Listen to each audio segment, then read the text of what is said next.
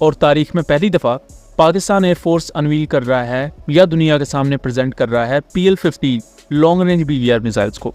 उसके साथ साथ इस एयर शो में ना राफेल नजर आएंगे आपको, ना ही LCA तेजस। तो ऐसा है क्यों, और इसकी वजह भी बहुत ही ज़्यादा दिलचस्प। दोस्तों, सबसे पहले तो हम रियाद 2025 की बात करें, जो कि रॉयल इंटरनेशनल एयर टैटू है। रियाद 2025 में पाकिस्तान एयरफोर्स के C-130 हरक्यूलिस और GF-17 थंडरबॉल्ट 3 एयरक्राफ्ट हिस्सा ले रहे हैं।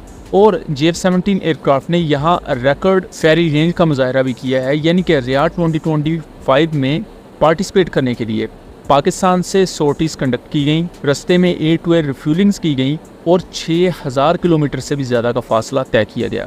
यहाँ एयरक्राफ्ट की अपनी इंड्योरेंस और पाकिस्तानी पायलट्स की इंड्योरेंस कि उन्होंने इतना लंबा मिशन किस तरह एक ही कॉकपिट में बैठे तय किया, ये बहुत ही ज़्यादा एक्सेप्शनल है।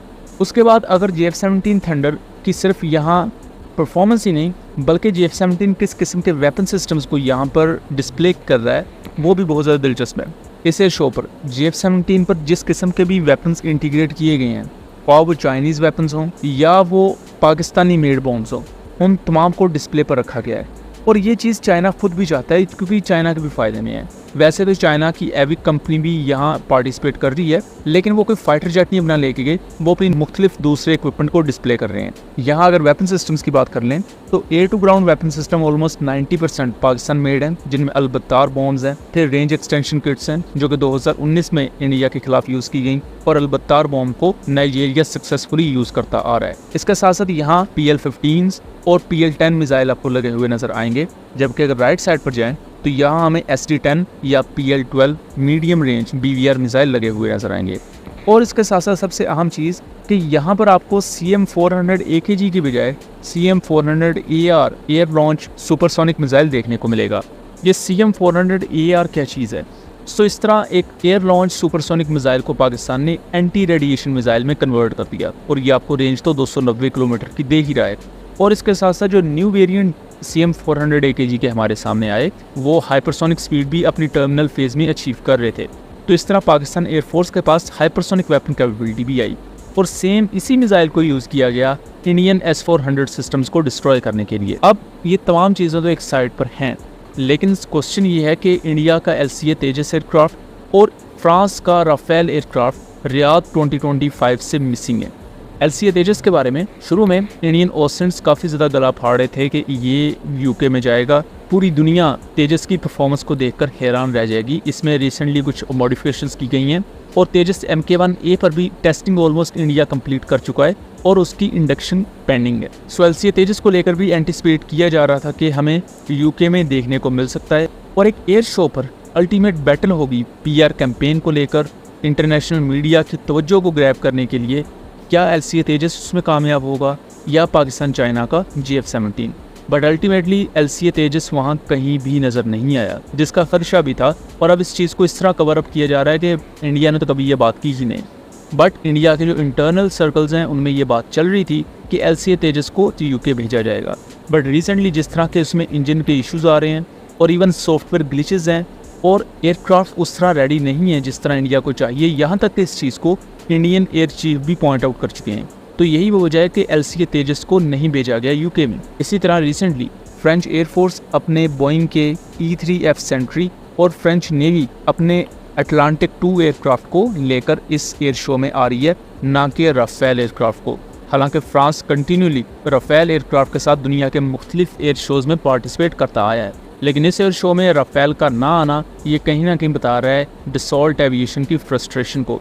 जब से इंडिया के 3 से 4 राफेल एयरक्राफ्ट शॉट डाउन हुए हैं पाकिस्तान के खिलाफ, और उसके बाद डसॉल्ट एविएशन तक को आना पड़ा इस पूरे मैस को एक फेस सेविंग देने के लिए। और फेस सेविंग इस तरह फ्रांस की तरफ से दी गई कि एक राफेल उन्होंने कंफर्म कर दिया और बाकी 2 पर यह कह दिया कि उस पर अभी वो इन्वेस्टिगेट कर रहे हैं और ये इन्वेस्टिगेशन चलती रहेगी। यहाँ तक कि फ्रेंच प्रेसिडेंट को राफेल की इमेज ठीक करने के लिए अपने ऑफिशियल ट्विटर हैंडल से ट्वीट करना पड़ रहे हैं। सो यहाँ राफेल का ना आना एक वाज़ेह इंडिकेशन है कि राफेल की जो PR है उसको कितनी ज़्यादा हिट लगी है, और फ्रेंच अथॉरिटीज़ भी इंडिया पर काफ़ी ज़्यादा गुस्सा है इस चीज़ को लेकर, जितने बुरे तरीके से इंडिया ने इसे पाकिस्तान के खिलाफ यूज़ किया है। यही वजह है कि एक इंटरनेशनल एविएशन एक्सपर्ट एलन वांस भी इस बारे में तंज करते हुए नज़र आते हैं, जहाँ वो ये क्लेम कर रहे हैं कि वो भी हैरान है कि इंडियन एयरफोर्स राफेल के इतने ज़्यादा सुपीरियर स्पेक्ट्रा सिस्टम को बेहतर तौर पर यूज़ क्यों नहीं कर पाई। जिस तरह फेस सेविंग ढूंढी जा रही है इंडियन एयरफोर्स की तरफ से और ओवरऑल इंटरनेशनल मीडिया में जिस तरह बदनामी हो रही है, उन तमाम चीज़ों को डिस्कस किया गया है। भारत और फ्रांस भाग निकले, पाक फजाइया ने मेला लूट लिया। दुनिया के बड़े एयर शो में JF-17 ने बाजी पलट दी। रायफल और तेबस ने भारत की फिर नाक कटवा दी। 900 मिलियन की ड्रोन डील हो रही है सर, तुर्की और पाकिस्तान के बीच में। तो इंडिया को ये समझ जाना चाहिए कि तुर्की उर्की का जो मामला है ना, we should have a serious chat with Turkey कि बॉस ये करना मत, वरना साइप्रस से लेकर ग्रीस हर जगह ब्रह्मोस मिलेगी। We're learning the two countries are planning to enter a new era of defense and strategic cooperation. Sources tell CNN News 18 that Pakistan is set to sign defense deals worth $900 million for advanced Turkish drones. The two countries seen to be strengthening their ties amid India's Operation Sindoor. Bayraktar TB2 Akinci UAVs and 700 plus loitering munitions added किए गए हैं इस revise deal में, जो कि advance drone technology और UAV supply करेगा Turkey Pakistan को। रिस्ट्रक्चर क्यों कर रहे हैं? आपको ये पता है रिस्ट्रक्चर क्यों कर रहे हैं? इनको ये उम्मीद है कि टर्की के जो एडवांस ड्रोन्स हैं जो टर्की बना रहा है, हमें वो वाले दो जिससे हम भारत के अंदर बेहतर स्ट्राइक कर सकें। इंडिया को इसको काफी अच्छे से देखना चाहिए और इस जो टर्की है, टर्की का कुछ इलाज करना चाहिए। ये टॉक में ये भी बात हुई है कि ना ही सिर्फ डिफेंसिव कोऑपरेशन होगा बल्कि $5 बिलियन की ट्रेड गोल्स भी ये लोगों ने 2025 में बना के रखा है। अगर मेरे पास कुछ भी अथॉरिटी होती, मैं ग्रीस में I would have put Akash missiles. 900 million की ड्रोन डील हो रही है सर, टर्की और पाकिस्तान के बीच में। कुछ उसको पाकिस्तान ट्वीक कर रहा है।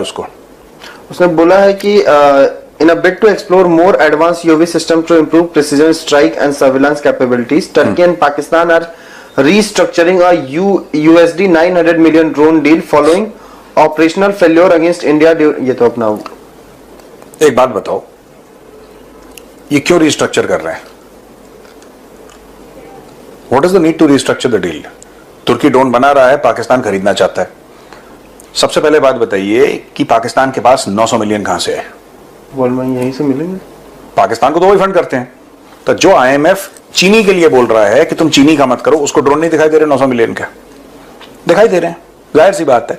So it is approved from the super boss Donald Trump ने बोल दिया चलो कर लो, मैं I will turn a blind eye. ठीक है, क्लोज टू $1 बिलियन के ये लोग ड्रोन खरीदेंगे। 900 मिलियन प्लस की डील है वो।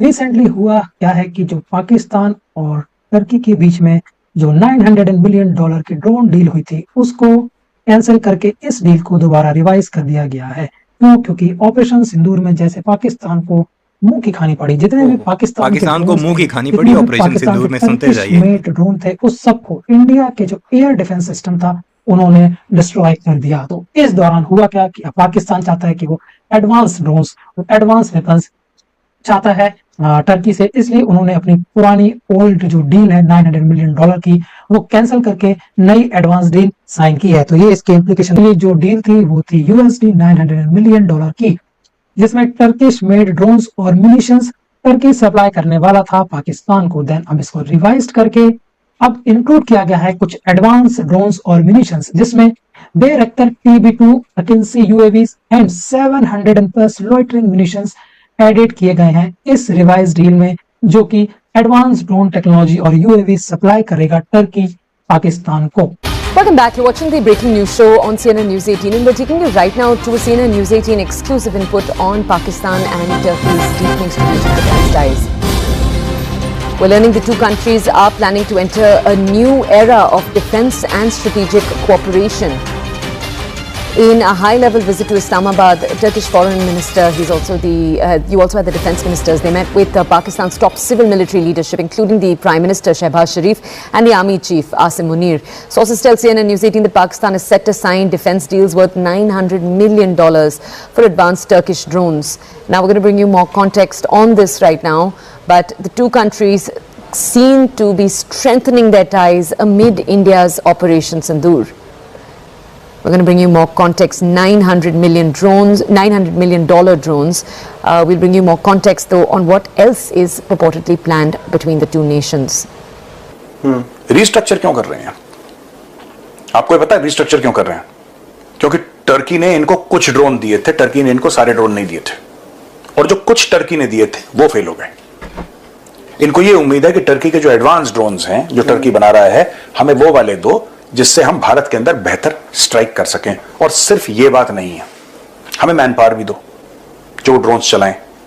तो इंडिया को ये समझ जाना चाहिए कि तुर्की उर्की का जो मामला है ना, we should have a serious chat with Turkey कि बॉस ये करना मत, ठीक है। हर जगह तुम्हें ब्रह्मोस मिलेगी, हर जगह तुम्हें पिनाका मिलेगी, और इनको कर देना चाहिए ग्रीस को। मैं तो कह रहा हूं, अगर मेरे पास कुछ भी अथॉरिटी होती ना, कुछ भी अथॉरिटी होती, मैं ग्रीस में I would have put Akash missiles. मैं तो कह रहा हूँ सर कि टर्की से पूछना चाहिए, आप कह रहे हैं सीरियस बातचीत, टर्की से ये पूछना चाहिए इस बार कि बस जूता खाओगे कि चप्पल, क्योंकि मारेंगे जरूर। मतलब देना तो है मिसाइल जरूर, अब तुम डिसाइड करो कि कैसी मिसाइल हम दें। तो रीजन इसके पाक फजाइया ने लूट लिया एयर शो का मैदान, राइफल और तेजस की आवाज निकाल दी। भारत एक बार फिर रसवा, दुनिया ने पाकिस्तान की फजाई ताकत को सलाम किया। मजीद अगर इस तरह की रिएक्शन वीडियो आपने अगर देखनी है तो हमारे चैनल आदि न्यूज़ को सब्सक्राइब कर लें। अगर वीडियो पसंद आई हो तो वीडियो को भी लाइक कर लीजिएगा और दोस्तों के साथ शेयर भी ज़रूर कर लीजिए।